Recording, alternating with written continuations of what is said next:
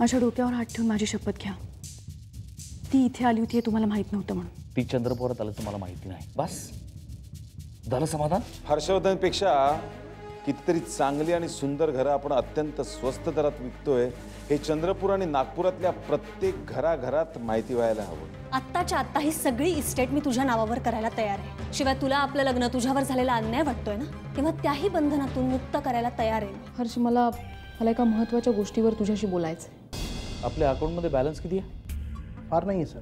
का नाही, तुम्ही आधीच भाईजानला 3 कोटी दिलेत आणि आपण सप्लायर्सला पेमेंटही केलं, तेव्हा पण मी तुम्हाला 1-2 कोटी बाजूला ठेवायला सांगितले होते. हो तेवढेच आहे. तेवढे आहेत ना? ठीक आहे, म्हणजे काही फारसं टेन्शन नाही. सप्लायर्सचं पेमेंट झालं त्यामुळे माल व्यवस्थित पोहोचेल. वर्कर्सना आपण ऑलरेडी बोनस दिला आहे त्यामुळे कामही व्यवस्थित सुरू राहील. मध्येच त्या भाईजानला पैसे द्यावे लागले तेवढा एक भुर्दंड, पण ठीक आहे, त्याचेही पैसे देऊन झाले त्यामुळे तेही टेन्शन नाही. आता राहिलं फक्त एक शाळेचं मोठं लोन आणि बँकेचं एक शॉर्ट टर्म लोन. बरोबर? एक काम करा, आहे त्या बॅलन्समधनं ते शॉर्ट टर्म लोन क्लिअर करून टाका. पण सर असं केलं तर आपलं अकाउंट जवळजवळ नील होईल. 3-4 महिन्याचा प्रश्न आहे उदापुरे. एकदा आपण पोझिशन द्यायला सुरुवात केली की लोक पुढचं पेमेंट करतील आणि आपण सगळं क्लिअर करून टाकू. त्यानंतर जो काही होईल तो आपला पूर्ण प्रॉफिट आहे, तो पूर्णपणे आपला आहे. पण सर ज्यांना फ्लॅट्स मिळाले नाहीत त्यांना तर आपल्याला पैसे द्यावे लागतील ना. ते देऊ. तुम्ही उगाच फाटे फोडू नका. जेवढं सांगतोय तेवढं करा, कळलं? पण sir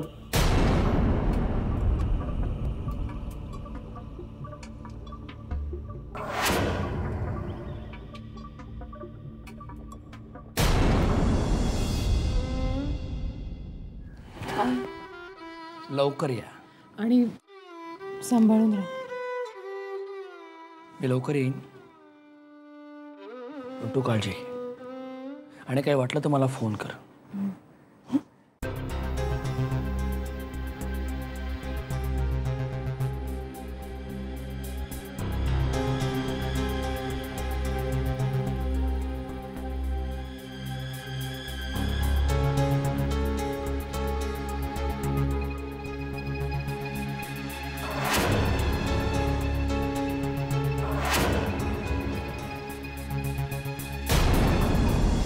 coming sir. Come in. Sir बाहेर शार्दूल माने आलेत. पाठवा.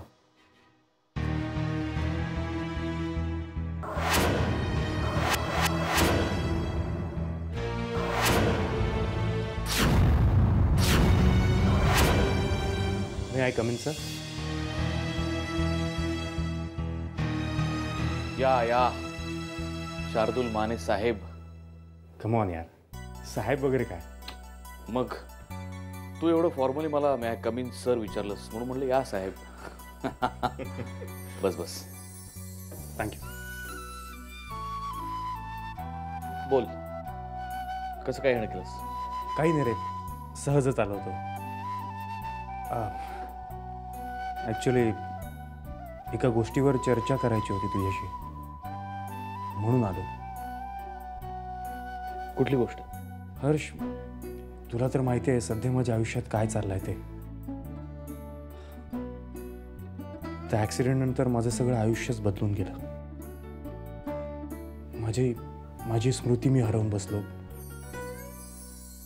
आणि जेव्हा शुद्धीवर आलो तेव्हा माझे बाबा, माझं घर, माझी इस्टेट. शुद्धीवर आलो तेव्हा सगळी इस्टेट त्या नेहाच्या नावावर झाली होती. हर्ष, म्हणूनच मी बाबांच्या मृत्यूपत्राविरुद्ध कोर्टात केस करायचा विचार करतोय. काय? हो, कारण माझ्याकडे दुसरा कुठला पर्याय नाहीये. मी खूप विचार केला या गोष्टीवर. मी बऱ्याच लोकांशी चर्चा केली, बऱ्याच लोकांशी बोललो या विषयावर, पण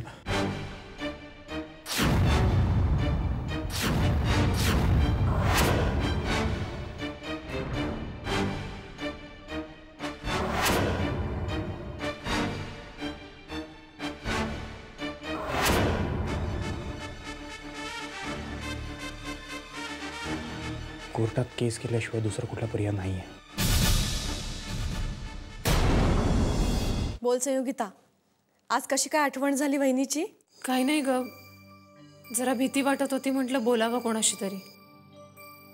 हे कोर्टात गेलेत आणि त्यांचा फोनही लागत नाहीये. बाबाही अजून आले नाहीयेत, म्हणून म्हटलं मग तुलाच फोन करावा. कसली भीती वाटते संयोगिता? त्या माणसाचीच ग. अगं तो भाऊ जो म्हणतोय की मी शार्दूलचा बाप आहे, तो. त्यांनी पुन्हा काही केलं का? नाही, तसं केलं नाही त्यांनी काही, पण तो अजूनही घराबाहेर फेऱ्या मारत असतो ग. घराकडे रोखून बघत असतो सारखा. वहिनी, मला भीती वाटते. त्यांनी काही केलं तर? हे बघ संयोगिता, तो काहीही करणार नाही. आणि तू दारा खिडक्या लावून घेतल्यास ना.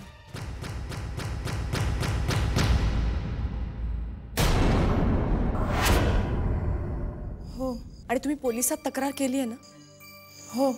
मग ते सगळं बघून घेतील, तू काहीही काळजी करू नकोस. हां वहिनी, शार्दूल खरंच त्याचा मुलगा असेल का ग? तू असा का विचार करते संयोगिता? हे बघ, मला स्वतःला तरी असं वाटत नाही की तू त्याचा मुलगा आहे. तू आत्ता असला काहीही विचार करू नकोस. शार्दूल फक्त तुझा मुलगा आहे, हे लक्षात ठेव.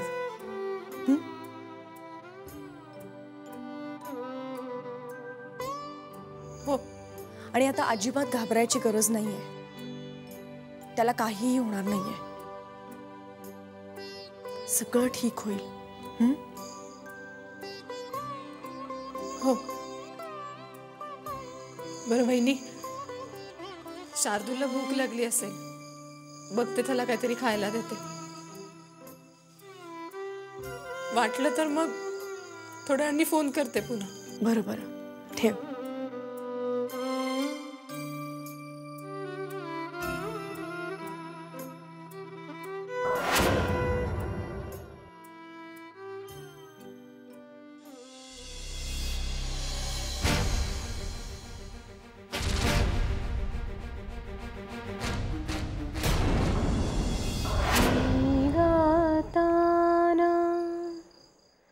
गीत तुला लढीवाळा,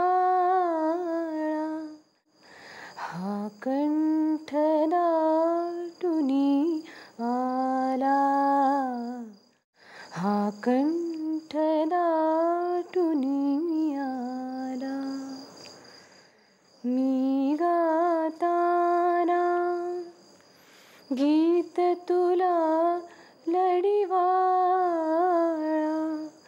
हा कंठ दाटुनी.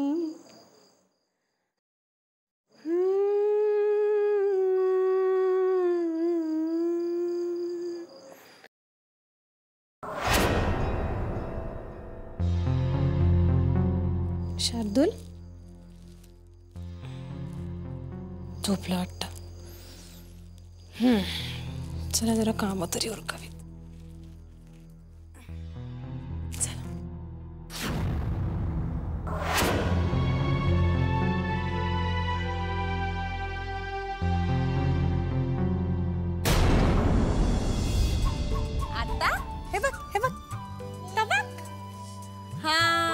हिला पण झोपवायचं का आपण? हिला पण झोपवायचं का?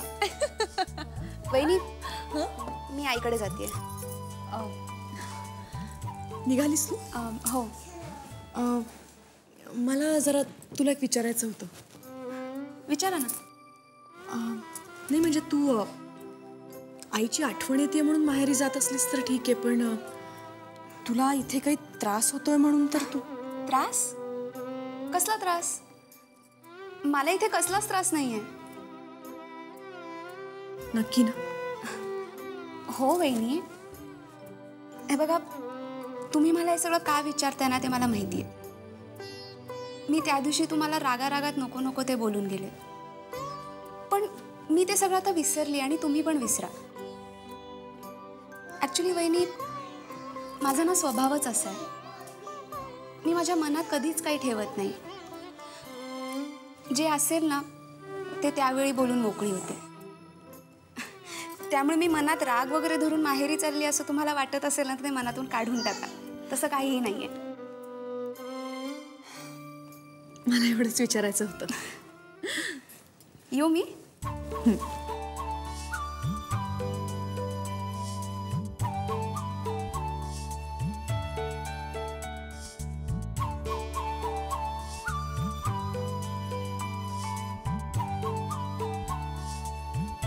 चला आता आपण या बाहुलीवर खेळायचं का? आता हिला झोपवूया. आता बाप रे, हे बघ हिला किती झोप आली. हे बघ हे बघ हे बघ, तिचे डोळे उघडलेत. ती बोलवते तुला. देवयानी इकडे ये, इकडे ये. ह्यानी खेळायचं. ह्यानी बस एकदा या घरात घुसायला मिळालं पाहिजे. मग बघू कोण मायका लाल माझ्या पोराले माझ्यापासून दूर ठेवत होती. असं एकदा आत घुसायला मिळालं ना का मी माझं पोर घेऊन इथून निसटून जाईल. बसा म्हणाव बोंबलत. अरे आज जायचं कसं आणि कुठून?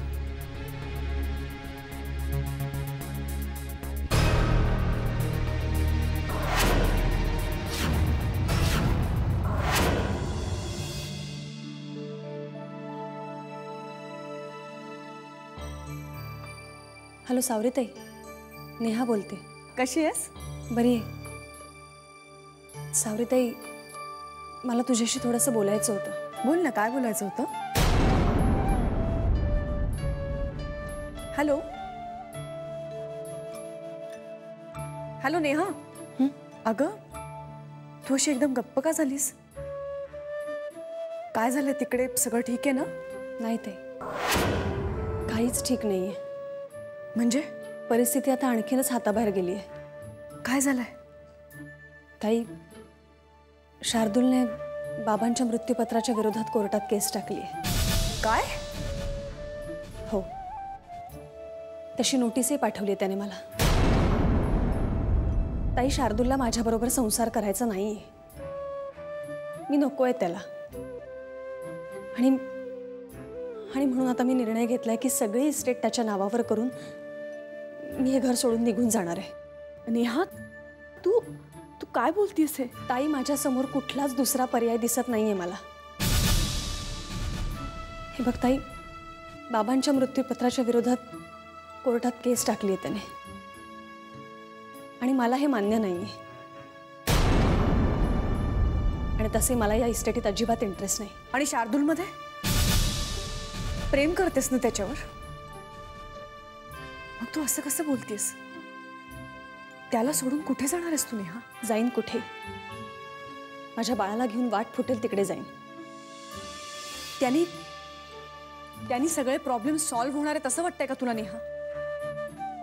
हे बघ, तू तिथून निघून गेल्याने शार्दूलला आनंद होणार आहे असं जर तुला वाटत असेल ना तर ते चुकीचं आहे. तू तिथून गेल्यावर काय ग, त्या प्रियांकाला रानच मोकळ मिळेल. आणि या सगळ्यांनी शार्दूलचं भलं होणार नाहीये. ताई, राजाराम काकाही मला हेच सांगत होते. म्हणून आतापर्यंत शांत बसले होते मी. वाटलं होतं आज उद्या शार्दूलचं मन बदलेल, कोर्टात केस टाकण्याचा विचार सोडून देईल तो. पण नाही, तसं काही घडताना दिसत नाही. ताई, जर उद्या कोर्टात केस उभी राहिली तर मी काय करू सांग ना? या सगळ्याचा विचार तू करायचा नाहीयेस. या सगळ्याचा विचार राजाराम काका करतील नेहा. हे बघ नेहा, धनाजी काकांनी तुझ्यावर जो विश्वास दाखवला होता ना, तोच विश्वास तू स्वतःवर दाखवायला हवास. स्वतःवरचा विश्वास ढळू देऊ नकोस का? स्वतःवर जर विश्वास असेल ना तर माणूस कितीही मोठ्या संकटातून पार होऊ शकतो. म्हणून सांगते, काही झालं तरी आत्मविश्वास ढळू देऊ नकोस. ऐकतेस ना? हो नेहा, मला खात्री आहे, माझी पूर्ण खात्री आहे की तुझा संसार मोडणार नाही. कारण तू प्रेम केला शार्दूलवर खरं प्रेम केलंस आणि त्या प्रेमामुळेच तो तुझ्याकडे परत येईल, नक्की परत येईल. ताई, तुझ्याशी बोलून खरंच असं वाटतंय की कुठेतरी आशा आहे. आशा कधीच संपत नसते नेहा, ती आपण संपू द्यायची नसते, कळलं? चल ठेव फोन. आणि गरज लागली तर परत फोन कर. हा हो.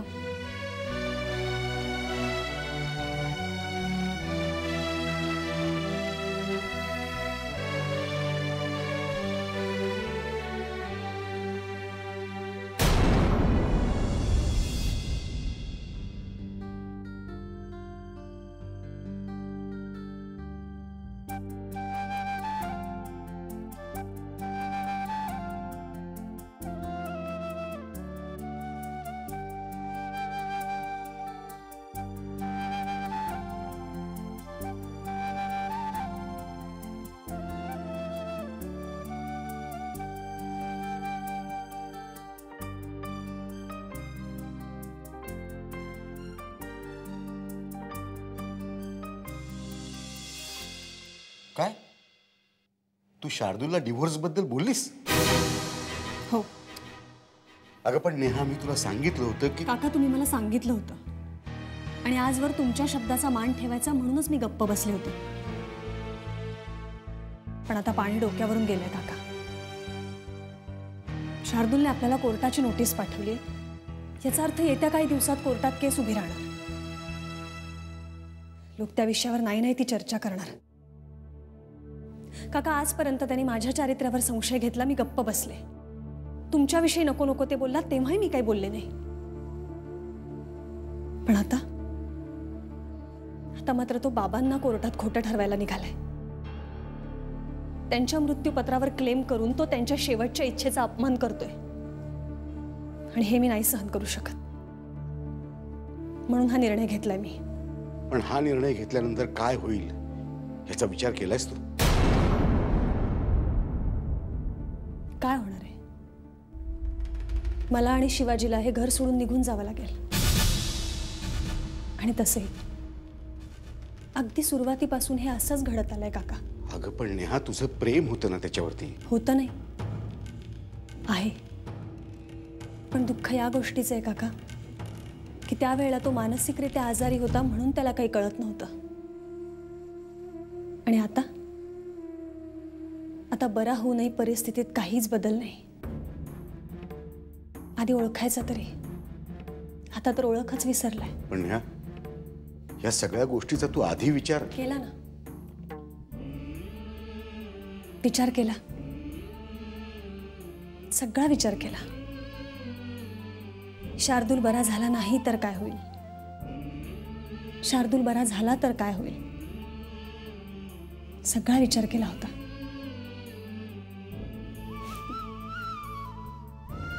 पण शेवटी त्याच्यावरच्या माझ्या प्रेमानंच बाजी मारली. मला खात्री होती काका, एक ना एक दिवस तरी शार्दूलला माझ्या प्रेमाची जाणीव नक्की होईल. मग आता का मागे फिरतेस?